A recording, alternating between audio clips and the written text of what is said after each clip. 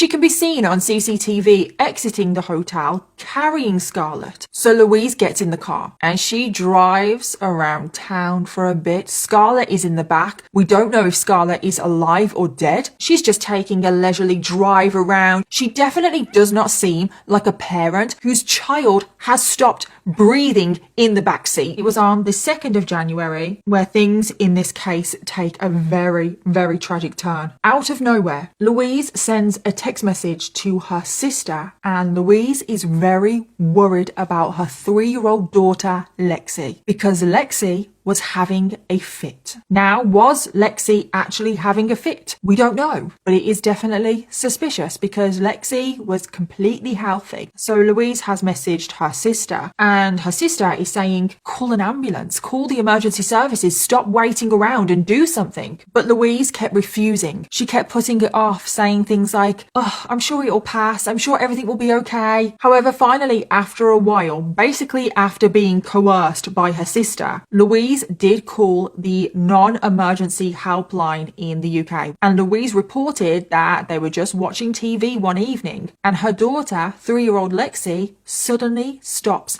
breathing, and she stopped breathing for a few minutes. So the operator on the 111 call arranges for an ambulance to be sent out straight away, but Louise refuses the ambulance. She's like, oh no, don't bother sending an ambulance out. I'm just going to get a lift from my dad, who I think will be available to take me to the hospital in a few hours. So don't bother with the ambulance, I'll make my own way there. Why is she refusing an ambulance? If your child has stopped breathing and you have the option of an ambulance straight away, or wait a few hours for somebody else to take you to the hospital, you're going to choose the ambulance. So eventually Louise gets to the hospital. Don't know who actually took her. Lexi went in to get examined. But was Louise concerned? No. Whilst her daughter was in the hospital getting checked over, Louise spent all of her time on dating apps, messaging men, sending new photos of herself. And it's like, your daughter is in the hospital. Should you not be more concerned with your daughter? But it turns out that thankfully Lexi was fine. The doctors couldn't find anything wrong with her. And at 6 a.m. the next morning, Lexi was discharged from the hospital. So that should be the end of that. But unfortunately, it wasn't. Because later on, that very same day, Lexi has just been discharged from the hospital. There is nothing wrong with her. Doctors said she was very healthy. But guess what happens? Lexi falls seriously ill again. In the early hours of January the 4th, Louise does place a call to 999, claiming again that her daughter Lexi has stopped breathing. She told the 999 operator that Lexi was lying on her back and vomit was coming out of her mouth. But on the call, Louise didn't seem very concerned. She was very cold, very emotionless. And moments later, paramedics arrive and Louise lets them into the home, and again, she's just very cold. Paramedics rush over to Lexi's body and they find her in a terrible condition. Her lips, her fingers, all around her eyes, her ears, it was all turning blue. Lexi was also extremely floppy and she was struggling to breathe. She was literally on death's door. And paramedics also discover that Lexi has been in this condition for a very long time. They could tell with how much she had turned blue with just her condition, the way she looked. And just as Lexi was literally on the verge of losing her life, paramedics managed to save her. And Lexi was rushed into hospital. Now, when they were in the ambulance on the way to the hospital, Louise again was unbothered. She actually spent the whole time in the ambulance sending nude photos to other men. So then a few days later, doctors finally release Lexi. She is perfectly healthy. They discharge her with some antibiotics to treat the suspected chest infection, and everything should be fine. But we now get to January the 14th. And this is sadly when the worst happens, because earlier on in that day, Louise took both of her children, Lexi and Scarlett, to visit her sister Karen. And it is said that they all had a very nice time. Lexi had a really nice time and she was perfectly healthy. And then at 6 p.m, Louise, Lexi and Scarlett return to their home. You can see them actually on CCTV. And you can see on the CCTV footage that Lexi, the 3-year-old, is perfectly fine. And then later on that evening, out of nowhere, Lexi, all of a sudden, her health goes downhill again. And this is where Louise places another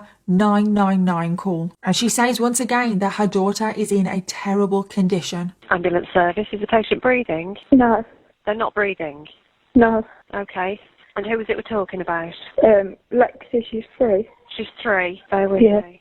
Okay, so she's unconscious and she's not breathing. So help has been arranged, okay? Lexi again has apparently stopped breathing, and the operator says that they are sending an ambulance straight away. When the paramedics arrive, Louise opens the door calmly like she always does. She seems emotionless, cold. Paramedics head straight to Lexi. They try everything that they can to save her life, but it is too late. They find Lexi and she's completely blue. Her skin was mottled. She was cold to the touch. And when paramedics tried to open up her airway, her jaw was stiff and tightly shut. Paramedics checked for every sign of life, but there was none. And this is sadly when 3-year-old Lexi Draper was pronounced dead. And it just breaks my heart. 3-year-old, she's only 3. There was no need for that poor child to lose her life. And it was at the hands of her own mother. But unfortunately, there is still more tragedy to come. So following Lexi's death, an investigation was carried out, and it was found that when paramedics arrived at the scene, rigor mortis had already set in, which meant that it was highly likely that Lexi had been dead for possibly several hours before Louise dialed 999. And what did Louise do in the few days after her daughter's death? Was she mourning? Was she sad? Was she crying? No, she just carried on life as normal. Louise has now turned her attention on getting rid of her other daughter. Louise started saying to family and friends and neighbours, anyone, that she may have to give Scarlett up.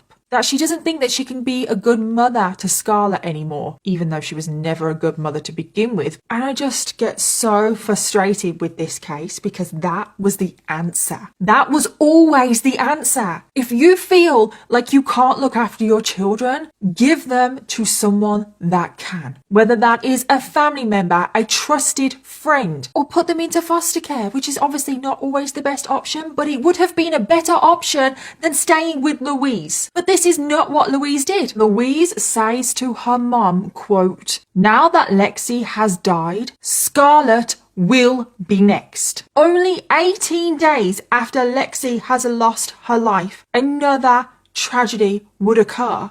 Just like what happened to Lexi, Scarlett's health took a sudden, dramatic downward turn. And at 9:50 p.m. that evening, Louise decides to make her own way to the hospital. And she can be seen on CCTV exiting the hotel carrying Scarlett. So Louise gets in the car and she drives around town for a bit. Scarlett is in the back. We don't know if Scarlett is alive or dead. She's just taking a leisurely drive around. She definitely does not seem like a parent whose child has stopped breathing in the back seat. And at 10:20 p.m., 30 whole minutes since Louise left the hotel with Scarlett, she still is not at the hospital. She finally decides to pull into a shopping centre just so she can pull over, and she finally dials 111. She tells the operator that her daughter doesn't really seem to be breathing, she's not responding, and what should she do? "We need to get your daughter to a hospital ASAP." So when the ambulance finally arrived and the paramedics got there, they rushed straight to Scarlett, started performing CPR, started checking for any signs of life, but there was no response. Scarlett was completely lifeless, and the paramedics were panicking, thinking that they weren't going to be able to save her life. They couldn't figure out what had happened either because she seemed perfectly healthy, like she looked perfectly healthy. So they rushed Scarlett straight to the hospital, hoping that as soon as she's in the hospital, they will be able to save her. But very sadly, it was too late. There was nothing anyone could do. And now, tragically, 17-month-old Scarlett is also pronounced